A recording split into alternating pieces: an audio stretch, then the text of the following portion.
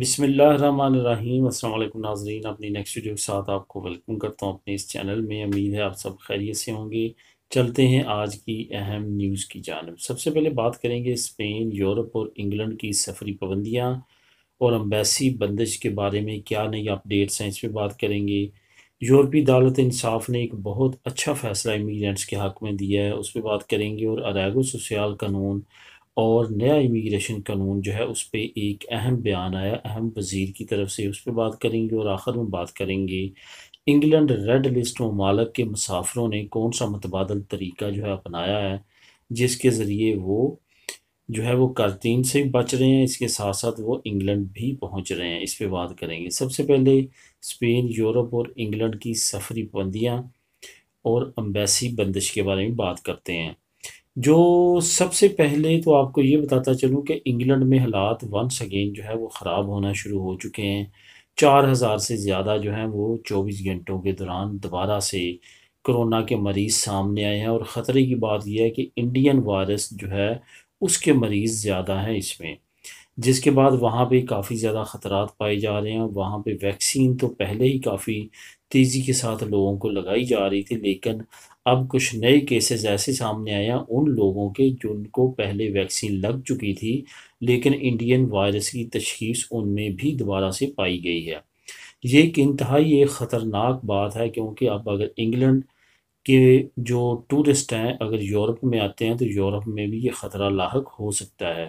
یہی وجہ ہے کہ جرمنی جیسے ملک نے برطانیہ پہ ابھی تک پابندی لگائی ہوئی ہے کہ وہاں کے مسافر جرمنی میں داخل نہیں ہو سکتے، لیکن دوسرے ممالک جن کو ٹورزم کی سخت پریشانی ہے، جیسے اسپین ہے، اٹلی ہے، پرتگال ہے اور یونان ہے، انہوں نے برٹش ٹورزم پہ اوپن کر دیا، بلکہ نہ صرف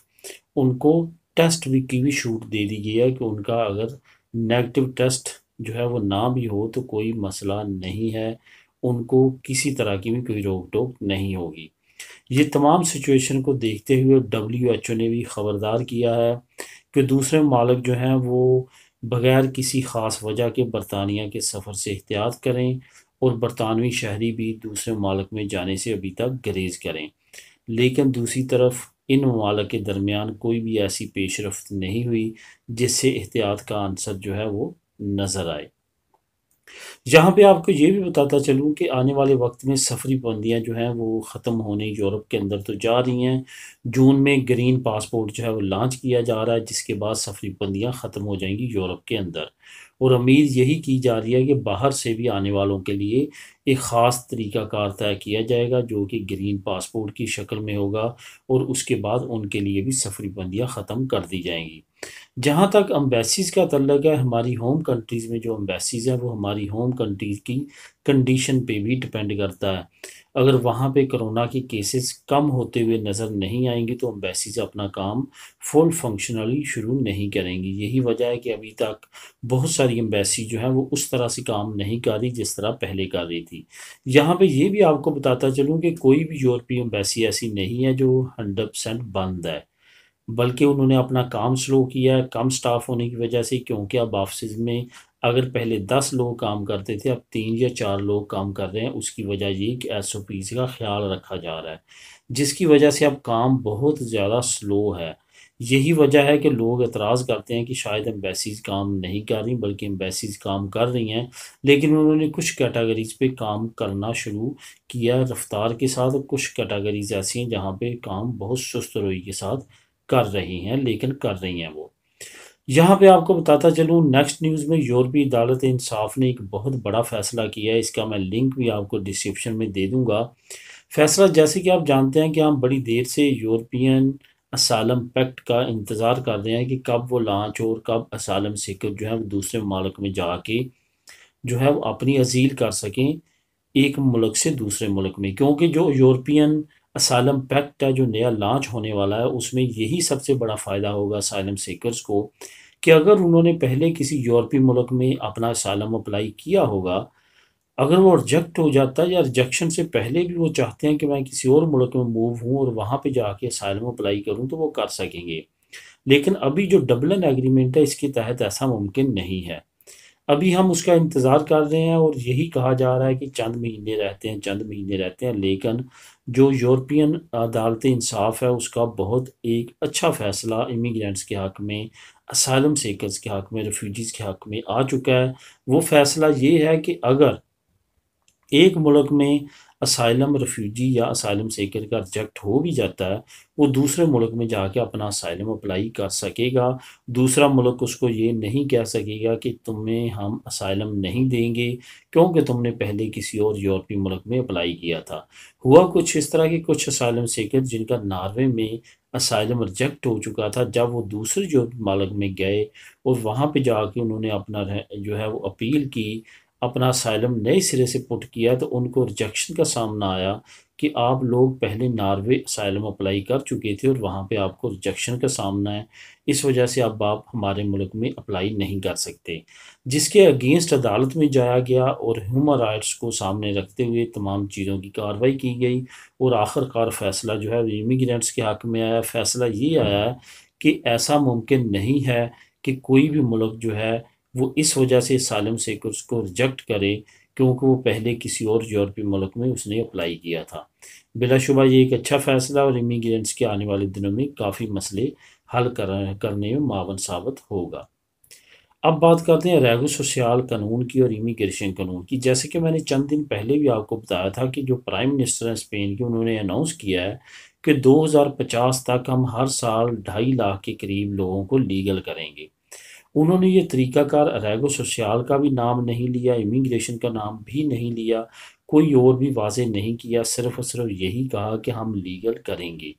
اس کے جواب میں کافی کیسرائیاں شروع ہوئیں کہ شاید امیگریشن اوپن ہوا کرے گی یا ریگو سوسیال کو مزید فعال کیا جائے گا یا کوئی اور طریقہ کار اپنایا جائے گا جس کے تحت جو ہے لوگوں کو زیادہ سے زیادہ لیگل کیا جائے گا۔ اس پہ اب وضاحت جو ہے وہ سیکٹری امیگریشن نے دی ہے۔ انہوں نے کہا ہے کہ ہم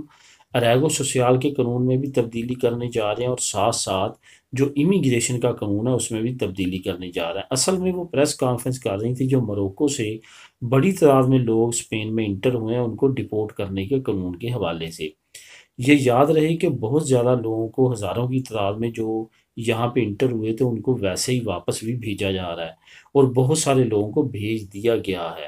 اور اسی وجہ سے اب ان کی بھی یہی پریس کانفرنس تھی اور ان کا اصل میں وہاں پہ ڈیٹیل پہ بات کرتے ہوئے کسی صحافی کے کویشچن پہ اس نے یہ کہا ہے کہ آنے والے وقت میں عنقریب آپ دیکھیں گے کہ ہم چینجنگ لے کے آ رہے ہیں، امیگریشن قوانین میں چینج کرنے جا رہے ہیں، ریگو سوسیال کے قانون میں تبدیلی لے کے آ رہے ہیں۔ اس کے بعد جو ہے امیگریشن کا قانون مزید فعال ہو جائے گا، اور یہ تقویت ملتی ہے پرائم منسٹر کے اس بیان کو جو اس نے کہا تھا کہ 2.5 لاکھ لوگوں کو ہر سال جو ہے وہ لیگل کریں گے۔ اس کے پیچھے ایک بہت بڑی وجہ یہ بھی ہے کہ اسپین کی آبادی بہت تیزی کے ساتھ گر رہی ہے،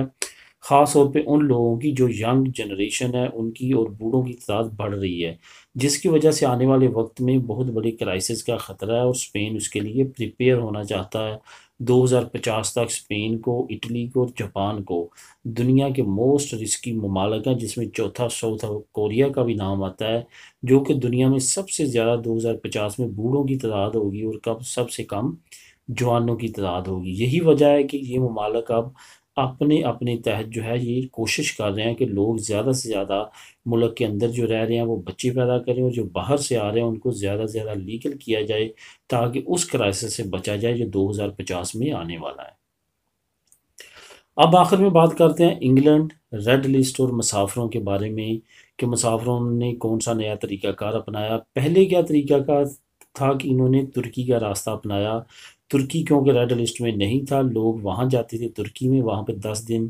گھومتے پھرتے تھے، سیر و تفریح کرتے تھے، وہاں سے پھر فلائی کر جاتے تھے یو کے میں، تو ان کو وہاں پہ 10 دن نہیں ہوٹل میں رہنا پڑتا تھا اپنے خرچے سے۔ اب کیا کیا کہ انگلینڈ نے ترکی کو بھی ریڈ لسٹ میں ڈال دیا، ان کو پتہ چل گیا لوگ یہ طریقہ اپنا رہے ہیں۔ اب لوگ کیا کر رہے ہیں، اب لوگ زیادہ طریقہ جو ہے وہ پرتگال کا استعمال کر رہے ہیں، پرتگال آ رہے ہیں، وہاں پہ فیری میں بیٹھتے ہیں اور فیری میں بائی سی جو ہے وہ انگلینڈ انٹر ہو رہے ہیں، یا وہاں پہ 10 دن رہنے کے بعد پرتگال میں بائی ایئر انگلینڈ جا رہے ہیں، کیونکہ پرتگال جو ہے ریڈ لسٹ میں شامل نہیں ہے۔ اس وجہ سے آپ اس طریقے کو استعمال کرتے ہوئے اس سے فائدہ اٹھا سکتے ہیں. جو فیملیز، جو لوگ وہاں پہ پریشان حال اپنی ہوم کنٹریز میں بیٹھے ہیں، وہ بھی اس طریقوں کو استعمال کرتے ہوئے اس پریشانی سے بچ سکتے ہیں. ملیں گے نیکسٹ ویڈیو میں نئی نیوز اپڈیٹ کے ساتھ. اللہ حافظ.